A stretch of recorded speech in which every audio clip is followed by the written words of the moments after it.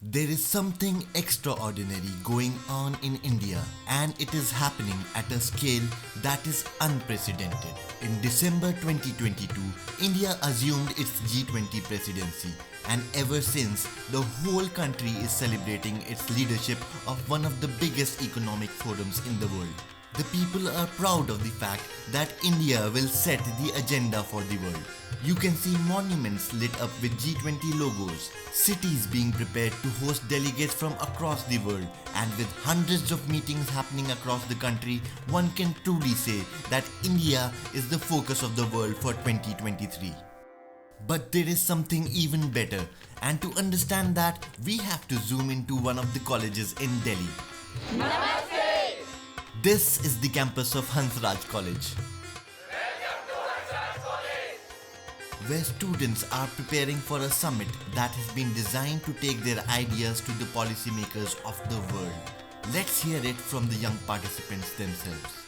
This is Yuvamanthan Model G20. Under the leadership of Prime Minister Narendra Modi, India has continuously molded its policies to suit the genius of its youth. With an emphasis on collective decision making and promoting India's culture of knowledge, the country's youth are serving as a catalyst for its overall economic and social growth. India is not just the youngest country in the world, but also with the most potential in terms of its intellectual strength. Identifying archetypes in its youth dividend and building their skills is necessary to achieve its inclusive growth. Therefore, initiatives that lead to self-awareness in the youth, like the Yuvamanthan Model G20 Summit, will become the cornerstone for acquainting the world with India's vision. Let us now understand how this summit works. The Yuvamanthan Model G20, or in short YMG20, is a mock simulation of the actual G20 Summit of Leaders, where students can assume the roles of Prime Ministers, Finance Ministers, Sherpas, Foreign Ministers and Senior Advisors among others of various G20 countries. The idea is to get them together for discussions and deliberations, and at the end of the day create a document called the communique. This document is then shared with the policymakers and G20 practitioners. And it all begins with the registration. This is where students scan a QR code or follow a link to register on the Yuvamanthan's website. To be eligible to participate, students also take a short G20 orientation course, and yes, they get a certificate for that.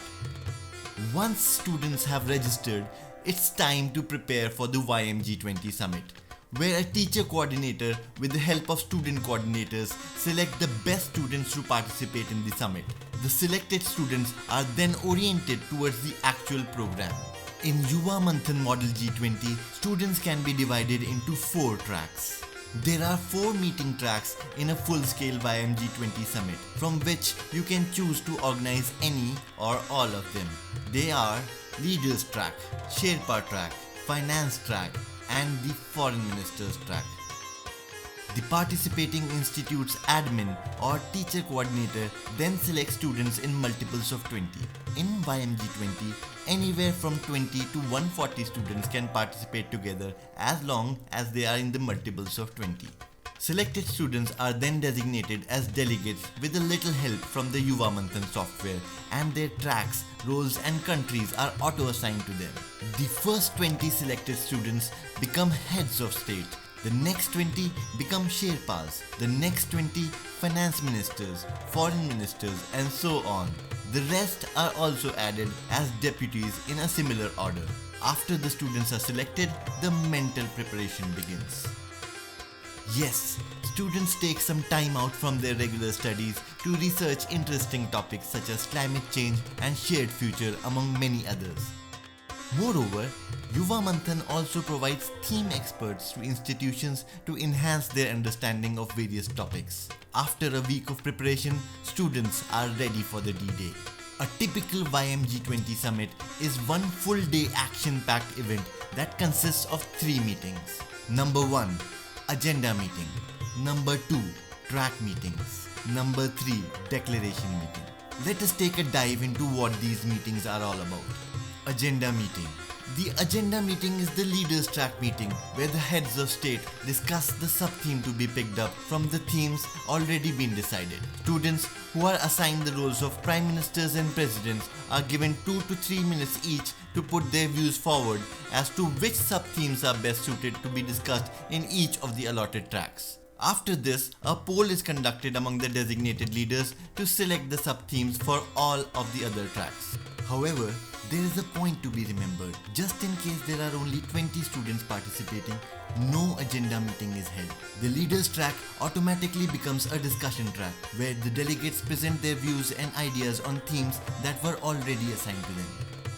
Track meetings. Discussion tracks meet in separate rooms and student delegates are allowed up to 4 minutes each to present their views. These views and ideas are then recorded by the students as resolution points. The delegates from each track and members of the leaders track vote on these points through the Yuvamanthan software, and the top 30 points are automatically selected for the next meeting, which is the declaration meeting.